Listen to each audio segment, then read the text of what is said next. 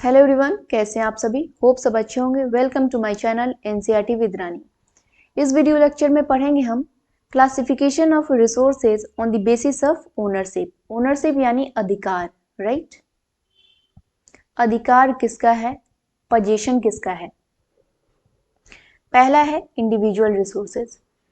Individual word से ही समझ में आ रहा है, इंडिविजुअली यानी किसी पार्टिकुलर पीपल, पार्टिकुलर ऑर्गेनाइजेशन के द्वारा होल्ड किया जाता है। ओन प्राइवेटली, राइट, यानी प्राइवेट ये है, कोई गवर्नमेंट की नहीं है या फिर किसी कम्युनिटी की नहीं है, ये पार्टिकुलर इंसान की प्रॉपर्टी है या पर्टिकुलर इंसान के रिसोर्सेज हैं।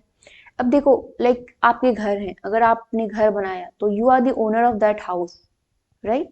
सो that is the individual resources. आपके प्लॉट्स हैं, वो आपका रिसोर्स है, यानी वो आपने ओन किया है, that is the individual resources. Next है community resources, community own resources. देखो, ये जो कम्युनिटी ओन रिसोर्सेज है ना, पूरी कम्युनिटी के लिए होती है। Accessible to all the members of community like grazing grounds, burial grounds, village ponds etcetera. यानी इस पे ना सारे कम्युनिटी के लोगों का अधिकार होता है, लाइक ग्रेजिंग ग्राउंड्स है, राइट।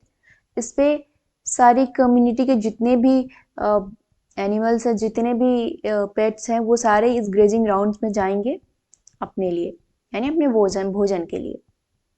ब्यूरियल ग्राउंड्स, जहाँ पर दाह संस्कार होता है, वो ग्राउंड सबके लिए होता है, किसी पार्टिकुलर इंसान के लिए नहीं होता है।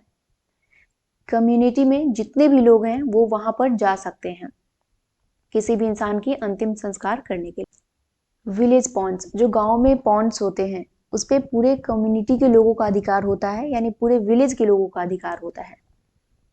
तो ये रहा individual and community resources. Next देखते हैं। अब आता है national resources. National resources, word जो नेशनल है ना, इसी से समझ में आ रहा है एक नेशन के लिए, यानी एक नेशन का resource. Technically all the resources belong to the nation. अगर टेक्निकली देखें हम तो जितने भी रिसोर्सेज हैं वो एक नेशन का रिसोर्स होता है, एक कंट्री का रिसोर्स होता है।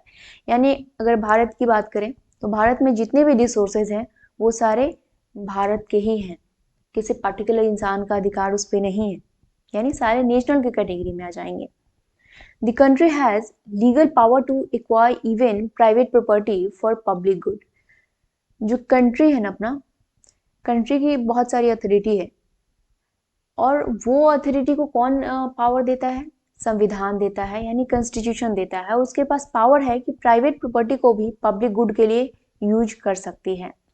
You might have seen roads, canals, railways being constructed on fields owned by some individuals।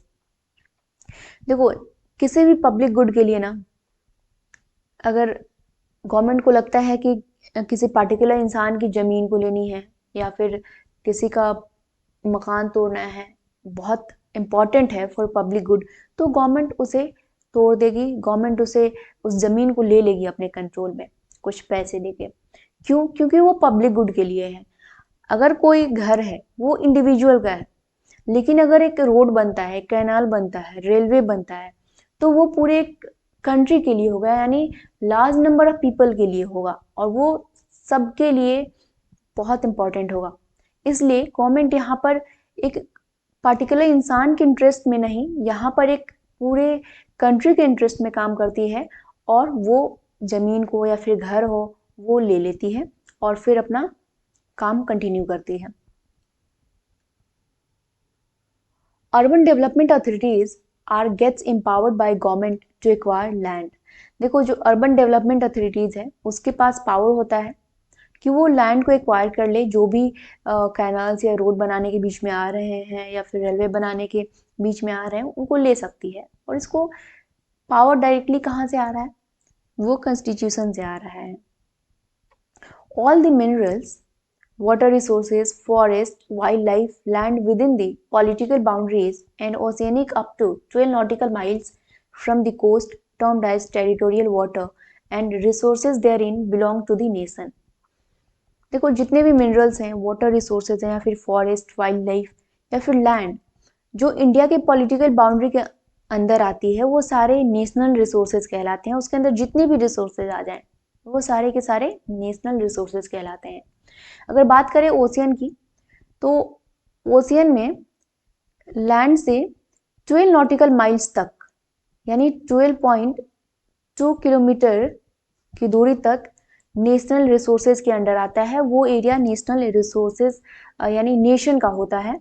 और जितने भी रिसोर्सेज इतने जगह में पाई जाएंगी, इतनी डिस्टेंस में, वो सारे एक नेशन का होता है। लाइक अगर इंडिया की बात करें तो यहाँ से ये कोस्टल एरिया है और ये जो लैंड है यहाँ से 12.2 किलोमीटर यानी 12 नॉटिकल माइल्स तक की वाटर में जो एरिया है वो नेशनल एरिया कहलाता है। और नेशनल रिसोर्सेज यानी इसमें जितनी भी रिसोर्सेज आएंगी इसके बीच में वो नेशनल रिसोर्सेज कहलाता है।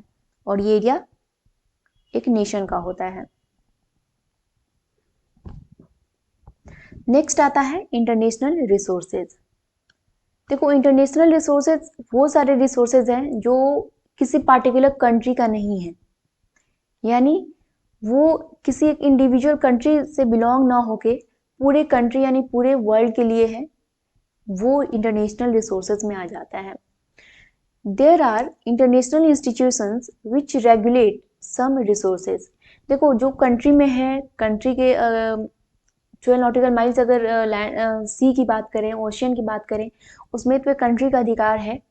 लेकिन उसके अलावा जितने भी रिसोर्सेज है ना, उसके बाद बियॉन्ड दैट एरिया वो सारा इंटरनेशनल रिसोर्सेज में आ जाता है। और एक यहाँ पर इंटरनेशनल इंस्टीट्यूशंस क्रिएट किए गए हैं जो इन सारे रिसोर्सेज को रेगुलेट करती है। The oceanic resources beyond 200 nautical miles of the exclusive economic zone belong to open oceanic and no individual country can utilize this without the concurrence of international institutions। देखो, international institutions बनाए गए हैं, वो international institutions जितने भी international resources हैं उनको और उनके रिगार्डिंग जितने भी लॉज हैं, जितने भी रूल्स हैं या फिर जितनी भी प्रोसेस हैं वो रेगुलेट करती हैं। एरिया ओशियन में 1200 नॉटिकल माइल्स की जो एरिया है वो एरिया क्या कहलाता है? Exclusive economic zone. ठीक है। और ये जो एरिया है ना बियॉन्ड 200 नॉटिकल माइल्स, ये जो एरिया है इस पे सिर्फ और सिर्फ इंटरनेशनल इंस्टीट्यूशंस ही फैसला सुना सकती है और इंटरनेशनल इंस्टीट्यूशंस के परमिशन के बगैर हम कुछ नहीं कर पाएंगे। और ये सारा इंटरनेशनल इंस्टीट्यूशन ही रेगुलेट करता है। तो ये रहा हमारा इंटरनेशनल रिसोर्सेस। और इसके बाद नेक्स्ट है हमारा रिसोर्सेज और classification of resources on the basis of status of development. देखो, अब फिर से यहाँ पर बेस बदल दिया गया है। इस बार बेस क्या है? स्टेटस ऑफ डेवलपमेंट, यानी डेवलपमेंट का स्टेटस क्या है। सबसे पहला है पोटेंशियल रिसोर्सेज। देखो, यहाँ पे जो वर्ड पोटेंशियल है ना, सबसे पहले इसी से हमें बहुत कुछ समझ में आ जा रहा है। पोटेंशियल यानी क्षमता, राइट, कैपेसिटी। चलिए आगे रीड करते हैं। Resources which are found in a region but have not been utilised. ऐसा रिसोर्स जो मिलता तो है हमें बट हम यूज नहीं कर पा रहे हैं fully, right. For example, western part of India, particularly Rajasthan and Gujarat, have enormous potential for the development of wind and solar energy, but so far these have not been developed properly। देखो, जो western part है राजस्थान और गुजरात का, उसके पास enormous potential है। किस लिए? For the development of wind and solar energy. हम वहाँ से विंड और सोलर एनर्जी को जनरेट कर सकते हैं बहुत ज़्यादा, बट हम उसे नहीं डेवलप कर रहे हैं, हम फुली डेवलप नहीं कर रहे हैं, प्रॉपरली हम यूज नहीं कर रहे हैं। ये हमारी गलती है। ऑल्दो दैट रिसोर्स यानी that resource has a potential to fulfil our need but we are not utilising that properly, we have not developed them properly, right. Next है डेवलप्ड रिसोर्सेज। देखो, डेवलप्ड वर्ड से ही फिर समझ में आ रहा है कि डेवलप ऑलरेडी है, हमें डेवलप करने की जरूरत नहीं है। Resources which are surveyed and their quality and quantity have been determined for utilisation. ऐसा रिसोर्सेज जिसका हमने सर्वे किया हुआ है, उसकी क्वालिटी और क्वांटिटी हमें पता है, राइट? कितना हमें यूज करना है और कितनी क्वांटिटी में है वो हमें पता है। The development of resources depends on the technology and level of their feasibility। जो डेवलपमेंट है इन सारे रिसोर्सेज का, वो डिपेंड करता है दो चीजों पे, पहला टेक्नोलॉजी और दूसरा level of their feasibility, right? चलिए नेक्स्ट देखते हैं, स्टॉक। अब आता है स्टॉक। स्टॉक देखो वर्ड से समझ में आ रहा है, something which is in stock, right? There is something which are in enormous amount but it is in stock, we have not used it। read करते हैं, materials in the environment which have the potential to satisfy human needs but human beings do not have appropriate technology to access this, right, are included among stock। ऐसे material in the environment या फिर ऐसे resources, right, जिसके पास ये potential तो है कि हमारे ह्यूमन नीड्स को सेटिस्फाई कर सकता है, बट ह्यूमन बींग्स यानी हमारे पास क्या नहीं है, टेक्नोलॉजी नहीं है, जिसकी वजह से हम इसे एक्सेस नहीं कर पा रहे हैं, और ये स्टॉक यानी ये स्टॉक में आता है, this is included in stock. For example, water is a compound of two inflammable gases, hydrogen and oxygen, which can be used as a rich source of energy, but we do not have the required technical know-how to use them for this purpose, hence it can be considered as a stock। देखो हम जानते हैं ना कि जैसे hydrogen और oxygen है, वो मिलके क्या बनाते हैं, वाटर। यानी वाटर एक ऐसा कंपाउंड है जो दो इनफ्लेमेबल गैसेस से बना है, हाइड्रोजन एंड ऑक्सीजन, और ये एक रिच सोर्स ऑफ एनर्जी हम यूज कर सकते हैं, बट हम नहीं जानते हैं कि किस तरीके से हमें यूज करना है, राइट? वाटर से हम हाइड्रोजन और ऑक्सीजन कैसे अलग करेंगे? देखो हमारे पास अगर टेक्नोलॉजी है तो एक फिजिबल भी होना चाहिए, इकोनॉमिकली फिजिबल होना चाहिए वो चीज। ऐसा नहीं कि हमें 10 रुपए की चीज को खरीदने में 100 यानी 200 का पेट्रोल लगाने पड़े, और हमें पेट्रोल लगाकर जाने पड़े वहां पर शॉप पर, और फिर 10 रुपए के सामान को हमें लाने पड़े। इस तरीके से नहीं होने चाहिए, इकोनॉमिकली फिजिबल होना चाहिए वो चीज। आप लैब में कितना अलग करोगे? It will be much expensive, और हमें एक्सपेंस भी ध्यान में रखना है, कितना हमें कितना एक्सपेंसेस करने हैं हमें। नेक्स्ट है reserves. Reserves are subset of stock. देखो रिजर्व्स क्या है, सबसेट है स्टॉक का, ये भी काइंड ऑफ स्टॉक में है, यानी कह सकते हैं subset of stock, which are put into use with the help of existing technical know-how, but their use has not been started। This can be used for meeting future requirements। River water can be used for generating hydroelectric power, but presently it is being utilized only to a limited extent।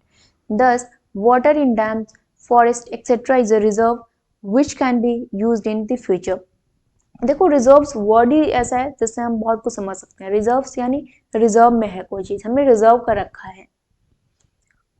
ये हमने reserve क्यों रखा है? हमें ये पता है कि किस तरीके से हमें यूज करना है। We know the technology, right, we have each and everything, और जिसकी हेल्प से हम इसे यूज कर सकते हैं, बट हमने इसे रखा हुआ है। वाई?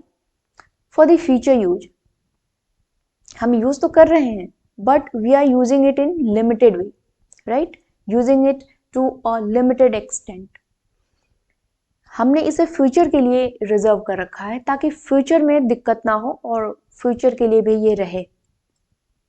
जैसे रिवर वाटर है, ये हाइड्रो इलेक्ट्रिक पावर हम जनरेट कर सकते हैं इसे, बट हम इसे बहुत लिमिटेड एक्सटेंट पर यूज कर रहे हैं। Water in dams, forest etcetera, ये जितने भी रिसोर्सेज हैं like water in dams, forest, ये रिजर्व है, हमने इसे फ्यूचर के लिए रखा हुआ है। तो ये रहा resources on the basis of status of development, कितना डेवलपमेंट हुआ है रिसोर्सेज का, उस बेसिस पर हमने यहाँ पर रिसोर्सेज के डेवलपमेंट को देख लिया। चलिए इस वीडियो लेक्चर में इतना ही, मिलते हैं नेक्स्ट वीडियो लेक्चर में। तब तक के लिए वीडियो पसंद आए तो वीडियो को लाइक करें, चैनल को सब्सक्राइब करें। Thank you so much.